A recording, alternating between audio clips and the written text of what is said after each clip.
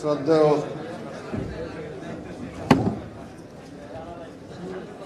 আমাদের নেতা বিএনপি স্থায়ী কমিটির সাবেক সদস্য সাবেক মন্ত্রী জননেতা তরিকুল ইসলাম স্মরণে আজকের এই স্মরণ সভার সংগ্রামী সভাপতি বিএনপির সংগ্রামী মহাসচিব সাবেক মন্ত্রী জননেতা জনাব মির্জা ফখরুল ইসলাম আলমগীর, আজকে প্রধান অতিথি বিএনপির স্থায়ী কমিটির সিনিয়র সদস্য সাবেক মন্ত্রী ডক্টর খন্দকার মোশাররফ হোসেন স্যার, স্থায়ী কমিটির সদস্য সাবেক মন্ত্রী বাবু গয়েশ্বরচন্দ্র রায়, সাবেক মন্ত্রী বেগম সেলিমা রহমান, ভাইস চেয়ারম্যান নিতাই রায় চৌধুরী এবং আমাদের সাবেক ছাত্রনেতা ভাইস চেয়ারম্যান শামসুজ্জামান দুদু, বিএনপির উত্তরের সংগ্রামী আহ্বায়ক, বিএনপির উপদেষ্টা কাউন্সিল অন্যতম সদস্য জনাব আমানুল্লাহ আমান, আমাদের যুগ্ম মহাসচিব মোয়াজ্জেম হোসেন আলাল, প্রচার সম্পাদক শহীদুদ্দিন চৌধুরী এডি সহ বিভিন্ন বিএনপির কেন্দ্রীয় নেতৃবৃন্দ, হেলাল সহ অন্যান্য নেতৃবৃন্দ এবং অঙ্গ সংগঠনের সভাপতি সাধারণ সম্পাদক বৃন্দ, সভাপত ভাই ও বোনেরা, আসসালামু আলাইকুম। আমি বক্তব্য দেব না, বক্তব্য আমাদের প্রধান অতিথি এবং সভাপতি দেবেন। আমি শুধু এটাই বলতে চাই যে তরিকুল ইসলাম চুল থেকে নখ পর্যন্ত একজন রাজনীতিবিদ ছিলেন।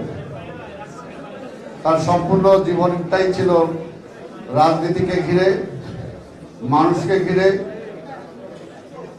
তিনি সবসময় সেই চিন্তাটাই করতেন। এই কারণেই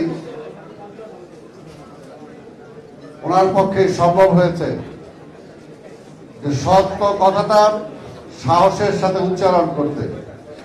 সেটা যদি একদম নিজের পছন্দের লোকের বিরুদ্ধেও যাইত, তাতেও তিনি কার্পণ্য করতেন না।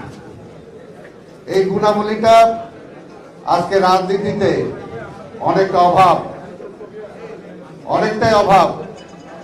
তাই আমাদের আজকে উচিত, আমরা যারা বা আমাদের পরের প্রজন্মে যারা, যে তরিকুল ইসলামের জীবনী থেকে অনেক কিছু শিক্ষা গ্রহণ করার আছে, সেই শিক্ষাটা যাতে আমরা গ্রহণ করি। তাহলেই আমরা যে রাজনীতি করি, যে জাতীয়তাবাদ, বাংলাদেশের জাতীয়তাবাদের রাজনীতি করি, তাহলে এই ধারাকে সামনে নিয়ে যেতে পারবো এবং আমরা সফল হব।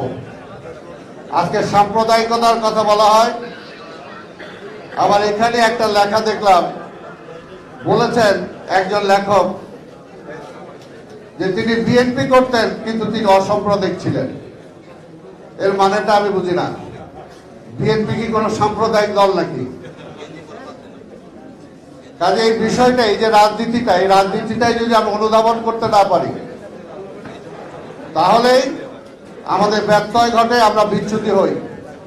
এখন যে সময় এসেছে, সামনের দিকে আমাদের আর পিছনে তাকানোর সময় নাই। সবাই ঐক্যবদ্ধভাবে আজকে এই ফ্যাসিস্ট সরকারকে যদি আমরা হটাতে চাই, তাহলে যেমনি ঐক্য দরকার, ঠিক তেমনি ভাবে আবার বিএনপি ক্ষমতায় যাবে, অবশ্যই ক্ষমতায় যাবে। কিন্তু যাওয়ার পরে যাতে আবার আমরা সেটা ধরে রাখতে পারি, সেটার জন্য রাজনীতিটাকে কঠিনভাবে ধরতে হবে। যদি রাজনীতিটাকে ধরতে না পারি, তাহলে সেখানে আবার বিচ্যুতি ঘটবে। এই দেশের জনগণ কখনোই আওয়ামী লীগকে ভোট দেয় না, কখনোই আওয়ামী লীগকে ভোটের মাধ্যমে নির্বাচিত করে না। কারণ তারা জানে আওয়ামী লীগ এই দেশের জন্য রাজনীতি করে না, আওয়ামী লীগ অন্য দেশের জন্য রাজনীতি করে। তো সেই কারণেই আমরা যারা এই দেশের জন্য রাজনীতি করি, আমাদেরকে সেই ধারাটাকে অব্যাহত রাখতে হলে তরিকুল ইসলামের জীবনধারা থেকে আমাদের শিক্ষা গ্রহণ করতে হবে। বাংলাদেশি জাতীয়তাবাদের রাজনীতিটাকে এগিয়ে নিয়ে যাওয়ার জন্য চেষ্টা করতে হবে। আপনাদের সবাইকে ধন্যবাদ। খোদা হাফেজ। বাংলাদেশ জিন্দাবাদ। তরিকুল ইসলামের স্মৃতি অমর হোক। দেশনেত্রী বেগম খালেদা জিয়া জিন্দাবাদ। আমাদের নেতা দেশনায়ক তারেক রহমান জিন্দাবাদ। স্বাধীনতার ঘোষক শহীদ রাষ্ট্রপতি জিয়া রহমান অমর হোক।